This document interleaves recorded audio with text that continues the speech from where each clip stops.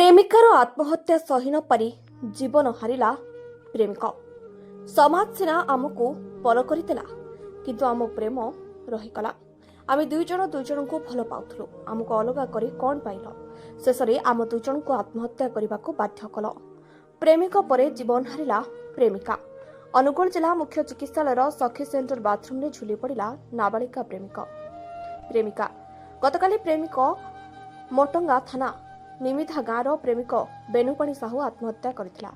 ଅନୁଗୁଳ ସଦର ଥାନା ଅଞ୍ଚଳର ନାବାଳିକା ପ୍ରେମିକା ସହ କିଛି ଦିନ ପୂର୍ବରୁ ଫେରାର ହୋଇଯାଇଥିଲେ ଉଭୟ। ପୋଲିସ ତଦନ୍ତ କରି ଉଭୟଙ୍କୁ ଉଦ୍ଧାର କରିଥିଲା ବେଳେ ନାବାଳିକାକୁ ସଖୀ ସେଣ୍ଟରରେ ରଖାଯାଇଥିଲା। ଗତକାଲି ପ୍ରେମିକା ଆତ୍ମହତ୍ୟା କରିଥିବା କଥା ଜାଣିପାରିବା ପରେ ବିଳମ୍ବିତ ରାତିରେ ପ୍ରେମିକା ଜୀବନ ହାରିଛି। ପ୍ରେମିକର ଆତ୍ମହତ୍ୟା ସହି ନ ପାରି ଏଭଳି କରିଥିବା କୁହାଯାଉଛି।